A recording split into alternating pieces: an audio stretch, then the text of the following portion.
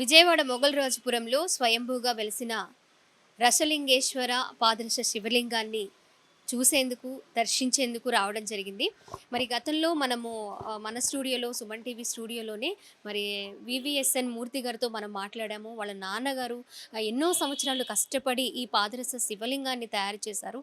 మరి ఆ శివలింగాన్ని అంత ప్రతిష్టత ఎందుకొచ్చింది? ఎలా వచ్చింది? మరి 1,00,000 కొబ్బరికాయలు కొడితే మనోవాంఛ నెరవేరుతుంది.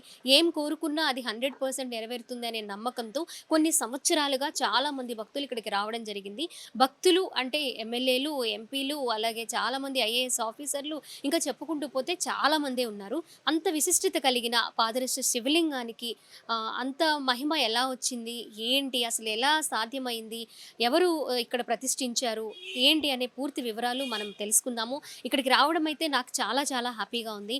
మరి రీసెంట్‌గానే ఒక ఎమ్మెల్యే అధికారంలో ఉన్న ఎమ్మెల్యే కూడా మరి 1,00,000 కొబ్బరికాయలు కొట్టి మళ్ళీ రెండవసారి గూడా సీఎం జగనే మళ్ళీ సీఎం కావాలని కోరుకుంటూ కూడా కొన్ని వ్రతాలు, పూజలు జరిపించడంతో పాటు 1,00,000 కొబ్బరికాయలు కూడా కొట్టడం జరిగింది. ఈ వివరాలన్నీ తెలుసుకుందాము. గురువుగారు ఇక్కడే ఉన్నారు. మాట్లాడదాం వచ్చేయండి.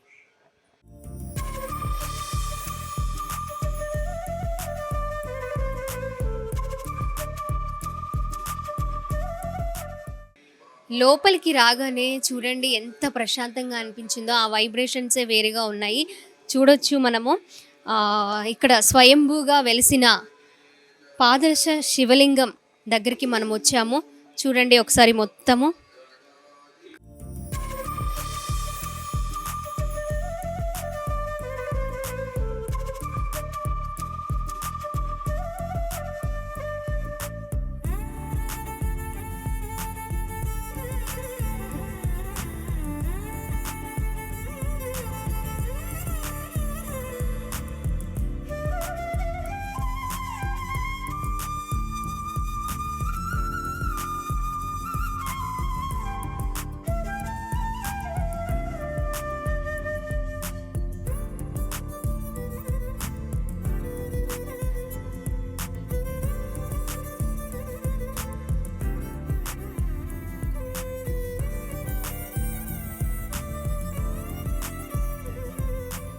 శ్రీ రసలింగేశ్వర పాదరస పీఠానికి మనం వచ్చాము. మరి దీని ప్రాశస్త్యం ఒకసారి మనం విన్నా కూడా ఇంకా చాలామంది తెలుసుకోవాల్సిన అవసరం అయితే ఉంది ఖచ్చితంగా.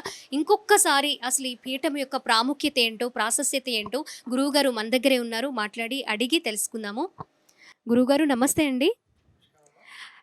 అసలా మరి ఇంత ప్రాశస్త్యం కలిగింది పాదరస శివలింగం ఫస్ట్ టైం ఏపీలోను, తెలంగాణలోను ఎక్కడా లేదు. నేనైతే ఫస్ట్ టైం ఈ పీఠాన్ని దర్శించుకోవడం అయితే చాలా సంతోషంగా ఉంది గురువుగారు. మరి దీని ప్రాశస్త్యం గురించి మరొకసారి మా కోసం. నమస్కారం అమ్మా. నారికేళ సహిత రసలింగేశ్వరుడు, రసము అంటే పాదరసలింగం. ఈ యొక్క పాదరసలింగం ఎక్కడా కూడా ప్రస్తుతం నేను ఆల్రెడీ ఒక 68 సంవత్సరాలు అయింది. ఇప్పటికి నేను కూడా పాదరసలింగం గురించి వినలేదు. అయితే ఇది మా నాన్నగారు వెంకట నరసింహమూర్తి ఉడయార్ గారు.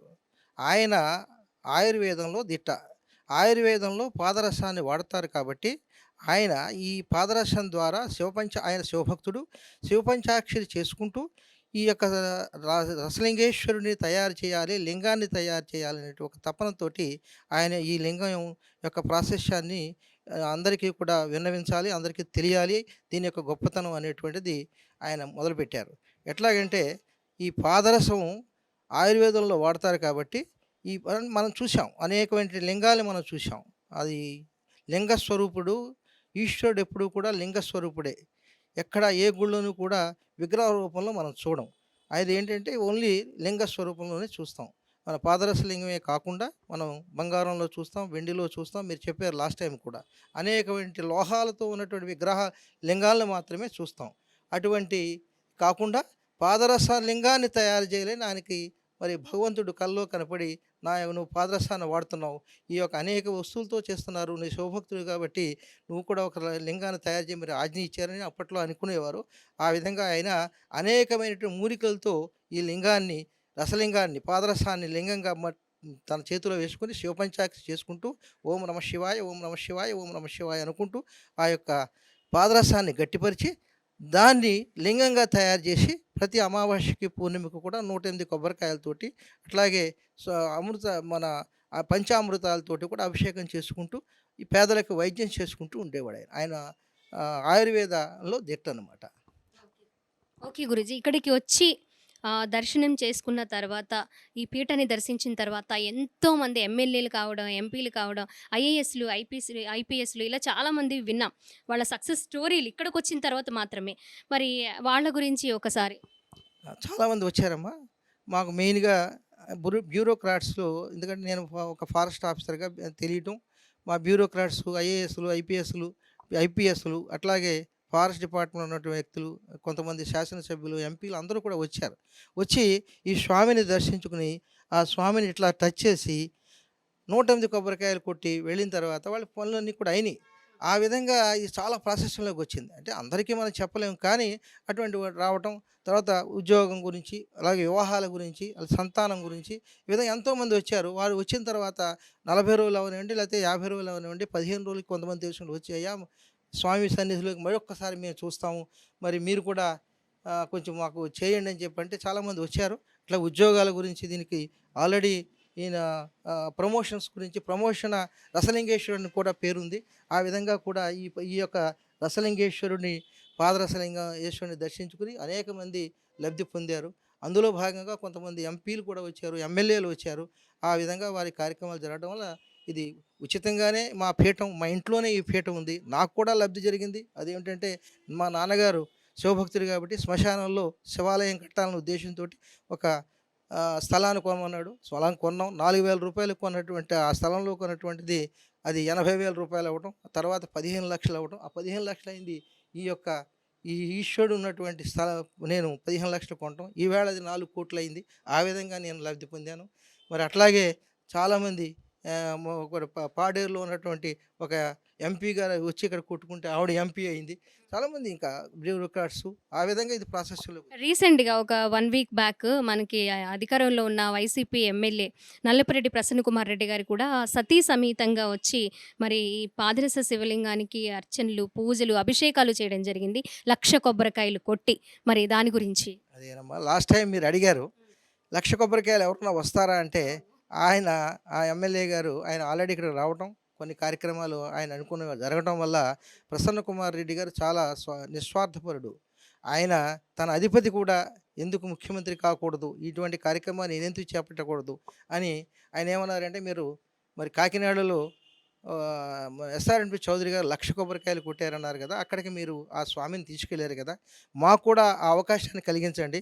మా అధిపతి వైఎస్ జగన్మోహన్ రెడ్డి గారు మరి మళ్ళీ ముఖ్యమంత్రి కావాలి, పేదల అభ్యున్నతి కొరకు నేను కోరుకుంటున్నాను. మీరు మా నాత్రాజుపాలెం కొవ్వూరు ఈ స్వామిని తీసుకొస్తారా అని అడిగినప్పుడు, ఒక సత్కార్యం గురించి నేను పార్టీలతో నాకు సంబంధం లేదు. ఆయనే కాదు ఎవరొచ్చినా ఇక ఆ స్వామికి అనుగ్రహం ఉంటే అవుతుంది, డెఫినెట్గా అవుతుంది. అంచేత పేదల పెన్నిది అయినటువంటి జగన్మోహన్ రెడ్డి గారు మళ్ళీ రావాలి, మళ్ళీ ఈ కార్యక్రమం చేపట్టాలని అడిగినప్పుడు నేను ఆయన నిస్వార్థంగా అడిగాడు. ఆయన స్వార్థం గురించి కాదు, ప్రజల సంక్షేమం గురించి, ప్రజల అభివృద్ధి కొరకే ఒక అధిపతి రావాలని కోరుకోవడంలో తప్పు లేదని ఈ స్వామిని మొన్న 21, 24వ తేదీన బ్రహ్మాండమైనటువంటి అక్కడ తీసుకెళ్ళాం.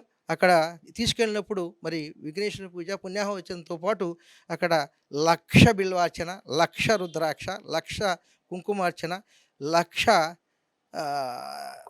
బిల్వార్చనతో పాటు కుంకుమార్చనతోటి సుదర్శన యాగాన్ని చేశాడు. అంతేకాకుండా ఇదంతా అయిపోయిన తర్వాత ఈ యొక్క శాంతి కళ్యాణం, శివపార్వతులకు శాంతి కళ్యాణం కూడా చేస్తే అనేక మంది ఎమ్మెల్యేలు, ఎంపీలు, తర్వాత అక్కడ ఉన్నటువంటి రాబోయేటువంటి ఎంపీలు అందరూ వచ్చి అక్కడ కొబ్బరికాయలు కొట్టారు. 1,00,000 కొబ్బరికాయలు, 1,08 కొబ్బరికాయలతో ఎంతో వైభవపేతంగా స్వామికి కళ్యాణంతో పాటు ఆ యొక్క శ్రీరుద్రాభిషేకం జరిగింది. చాలా అది ఒక్కటి చూస్తారు మీరు.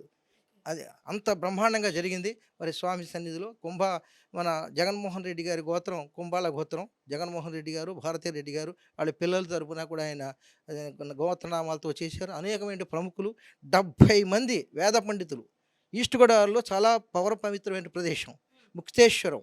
ఆ ముక్తేశ్వర గ్రామంలో ఉన్నటువంటి బ్రాహ్మణులు, వేద పండితులు వాళ్ళందరినీ తీసుకొచ్చి అక్కడ ఎంతో వైభవపేతంగా ఆ కార్యక్రమాన్ని చేపట్టేవండి. మీరు పార్టీతో సంబంధం లేదు, ఎవరొచ్చినా మేము చేస్తామన్నారు. అధికారంలో ఉన్న వైసీపీ ఎమ్మెల్యే చేయించుకున్నారు. మరి టీడీపీ వాళ్ళు ఎవరైనా వచ్చినా, అలాగే జనసేన, కాంగ్రెస్ వాళ్ళు వచ్చినా ఎలా ఉంటుందనుకుంటున్నారు? మాకేం అభ్యంతరం లేదండి. కానీ యోగం ఉండాలి. వాళ్ళు రావాలి, వాళ్ళ సంకల్పం కలగాలి. ఇప్పుడు ఆయనకి కలిగింది, ఆయన అధిపతి రావాలి. అట్లాగే మిగిలిన వాళ్ళు కూడా అధిపతులు కలగాలి అని అంటే అక్కడ యోగం ఉంటే వస్తారు.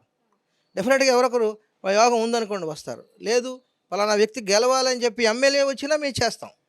108 కొబ్బరికాయలు ఆయన ఇష్టం. ఇక ఎమ్మెల్యే గారు వచ్చి మొన్న ఒక ఎమ్మెల్యే గారు వచ్చి 108 కొబ్బరికాయలు కొట్టుకుంటే ఆయనకి సీటు రాదన్నది మళ్ళీ మారింది. ఆయన ఎవరో కాదు, మన డిప్యూటీ సీఎం నారాయణ స్వామి గారు. ఆశ్చర్యపోయాడు ఆయన. ఆయనకి ఎంపీ సీట్ కింద ఇన్వైట్ చేశారట. ఇన్వైట్ చేస్తే ఆయన ఎంతో మదన పడిపోయి, మూర్తి గారు మాకు ఎంపీ సీటు అంటే నేను చెప్పొచ్చో చెప్పకూడదో తెలియదు కానీ ఎంపీ సీటు కాదు నాకు ఎమ్మెల్యే సీటు కావాలని చెప్పేసి ఇక్కడ పెట్టి బొట్టు పెట్టి ఆశీర్వదించి కొబ్బరికాయలు కొట్టించా. 3 రోజులు 4 ఆయన అయ్యా స్వామి మిగిలి కనికరించాడు, నాకు ఎమ్మెల్యే సీటే కన్ఫర్మ్ అయిందని చెప్పారు. అట్లా జరుగుతూ ఉంటాయండి. అది యోగం కలగాలి. ఆ యొక్క స్వామి దగ్గరికి వస్తే డెఫినెట్గా జరుగుతుందండి. ఓకే. గురువుగారు మీరు ఎప్పుడు కూడా ఎవ్రీ ఇయర్ కాలచక్ర డైరీ ఒకటి ప్రిపేర్ చేస్తూ ఉంటారు. మరి దాని గురించి ఒక్కసారి. అది కాలచక్ర డైరీ ఈ సంవత్సరం కూడా రాశానమ్మా. మొన్న మీకు చెప్పాను, ఈ కాలచక్ర డైరీని రాశాము. మొన్న ఇంత ప్రబల యోగం జరిగింది కాబట్టి అక్కడ ఉన్నటువంటి ప్రసన్న కుమార్ రెడ్డి గారు, అలాగే వేములరెడ్డి ప్రభాకర్ రెడ్డి గారు, మిగిలినటువంటి చాలా ఎమ్మెల్యేలు ఒక 10 మంది వచ్చారు. ఆ జన సమూహంలోనే దాన్ని రిలీజ్ చేశాం. దాని యొక్క ప్రాశస్యం గురించి కూడా అందరికీ చెప్పాం. ఎవరు వస్తారు ఏంటి, ఎవరి గ్రహభ్రమం బాగుంది ఏమిటి అనేది కూడా చెప్పాం. అప్పుడు అక్కడ ఉన్నటువంటి పరిస్థితులను బట్టి చేసాం, ఓపెన్ చేసాం. అది ఇప్పుడు అందరికీ పంచి పెడతాం. మీ అందరికీ కూడా ఫ్రీగా పంచి పెడతాను. ఒక 4000 కాపీలు వేయించాను. ఎవరికైనా కావాలనుకుంటే మా పీఠంలోకి వచ్చి దర్శించిన వాళ్ళకి ఊరికనే ఇస్తూ ఉంటాం. మీరు ఇప్పుడు పీఠానికి దర్శించిన వాళ్ళకి ఫ్రీగానే ఇస్తా అని అన్నారు కాలచక్ర డైరీ. మరి చాలామంది కూడా వాళ్ళ కోరికలు నెరవేరాలని మరి ఈ రసలింగేశ్వర పాదరస శివలింగ పీఠాన్ని దర్శించడానికి వచ్చిన వాళ్ళకి మీరేం చెప్తారంటే అందరూ 1,00,000 కొబ్బరికాయలు కొట్టలేరు. మరి ఎన్ని కొబ్బరికాయలు కొట్టి వాళ్ళ స్వరం అమ్మ శక్తి కొలిది. ఒకటి కొబ్బరికాయ కొట్టినా ఈ పాదరస స్వామికి అభిషేకం చేస్తే ఆయన ఈశ్వరుడు భోళాశంకరుడు. ఆయన ఒకటి కొండా నీ శక్తి ఎంతో ఆయనకి తెలుసు. 1,00,000 కొబ్బరికాయలు ఎందుకు కొట్టాడంటే తిరుమల తిరుపతి ఆయన ఎవరు ఎస్ఆర్ఎన్ చౌదరి గారు ఆయన అన్నాడు ఆ రోజున, మీ నాన్నగారు 1,00,000 బిల్వార్చన చేస్తున్నారు, నా చేత మీరు 9 కొబ్బరికాయలు కొట్టించారు, 9 కాదు నేను 1,00,000 కొడతా అన్నాడు. ఓకే సార్ స్వామి మీ చేత అనిపించారు కొట్టించాను. అట్లాగే ఆయన 1000-108 కొట్టినా నేను ఆశీర్వదిస్తాం. మరి కానీ ప్రసన్న కుమార్ రెడ్డి గారు ఆయన అధిపతి గురించి 1,00,000-108 కొబ్బరికాయలు కొట్టించాడు. 50 లక్షల రూపాయలు కార్యక్రమం చేశాడు ఎంతో వైభవపేతంగా. ఆయన బాలాశంకరుడు ఉబ్బి అయిపోతాడు. శంకరుడు కోరికలు ఇస్తాడు. మూలపీఠం అండి ఇది, మూలపీఠం. ఇది 1,00,000 రుద్రాక్షలు. మళ్ళీ ఇక్కడ దాని మీద పార్థవలింగం అంటే మేము మట్టితో తయారు చేసేట లింగం, దాని మీద రసలింగేశ్వరుడు. అయితే రసలింగేశ్వరుని తీసుకొచ్చి అక్కడ తీసుకెళ్ళాను కాబట్టి మళ్ళీ అక్కడ పెట్టి మంచి టైంలో మళ్ళీ ఇక్కడ ప్రదర్శన చేయాలి, అంతే కదా. ఇప్పుడు శూన్యమాసం అనేది ఓన్లీ దేవతా కార్యక్రమాలకు మాత్రమే చేస్తాం. అందుకనే 21/1/2024 పుష్యమాసంలో కృత్తికా నక్షత్రంలో చేసాం. అది దేవతా కార్యక్రమాలు చేస్తాం. రేపు మాఘమాసంలో 18వ తారీఖున రథసప్తమి రోజున ఆయన ఎప్పుడైతే రథసప్తమిని పూర్తి చేశాడు ఆయన ఎవరు నాన్నగారు, ఇది 102 సంవత్సరాల కిందట తయారు చేసేటువంటి లింగం. అది మళ్ళీ నాకు అదృష్టం కొలిది మళ్ళీ రేపు 18వ తారీఖున రథసప్తమి రోజున ఇక్కడ ప్రతిష్ఠ చేస్తాను. చూసారు, అది గొప్పతనం, అది దీని యొక్క ప్రాముఖ్యత. అప్పటి వరకు అక్కడ పెడతాను. 5వ తారీఖున అక్కడికి 25వ తారీఖున అక్కడికి వెళ్ళింది, మళ్ళీ ఇక్కడికి వచ్చింది. మళ్ళీ దీన్ని ప్రతిష్ఠ చేయాలంటే దానికి ఒక టైం కావాలి కాబట్టి ఆయన ఆ టైంను ఆయనే నిర్ణయించుకున్నాడు. 102 సంవత్సరాలు ఆ టైం రావడం కోసమే అలా మళ్ళీ మనకు అక్కడ 1,00,000 కొబ్బరికాయలు కొట్టి కుంకుమార్చన చేయించుకున్నారు. మళ్ళీ రెండోసారి ఇక్కడ జరుగుతుందన్నమాట ఆ కార్యక్రమం కూడా. ఒకటండి అక్కడ 1,00,000 కొబ్బరికాయలు అదొక ప్రబల యోగం. దాని తర్వాత ఎవరు వచ్చి అక్కడ ఒక్క కొబ్బరికాయ కొడతారో వాళ్ళకి ఆ యోగం కలుగుతుంది డెఫినెట్గా. మరి ఇప్పుడు ప్రసన్న కుమార్ రెడ్డి గారికి పాదరస శివలింగానికి 1,00,000 కొబ్బరికాయలు కొట్టడానికి ఎలా మీరు ఈ పీఠం దాటి బయటకైతే స్వామివారిని అందించారు, అలాగే ఇంకెవరైనా అడిగితే ఇచ్చే అవకాశాలు ఉన్నాయా గురూజీ? ఉంటాయండి. ఎట్లాగంటే అది ఒక సహృదయంతో మంచి కార్యక్రమం అయితే ఉంటాం. కొంతమంది ద్వేషభావంతో ఏదో వాడికి ఏదో జరగాలి అంటే మాత్రం వెళ్ళేటువంటి లింగం కాదు. ఇది ప్రజల కోసం సేవ చేసే ఒక నాయకుడి కోసం చేశారు కాబట్టి వెళ్ళాం. అట్లాగే మేము కాకినాడలో కూడా అలాగే చేసాం. ఒక మంచి కార్యక్రమం ఉంటే ఎవరైనా ఆ మంచి కార్యక్రమం చెబితే నాకు నచ్చితే స్వామి ఆజ్ఞయిస్తే తీసుకుని వెళ్ళి అక్కడ ఈ కార్యక్రమం చేస్తాం. ఓకే గురూజీ, మరి రసలింగేశ్వర పాదరస శివలింగ పీఠాన్ని దర్శించుకోవడం మాకు చాలా సంతోషంగా ఉంది. దాని ప్రాశస్యాన్ని కూడా మరోసారి తెలుసుకోవడం ఇంకా సంతోషంగా ఉంది. ధన్యవాదాలు గురూజీ. థ్యాంక్ యూ అమ్మా, థ్యాంక్ యూ వెరీ మచ్.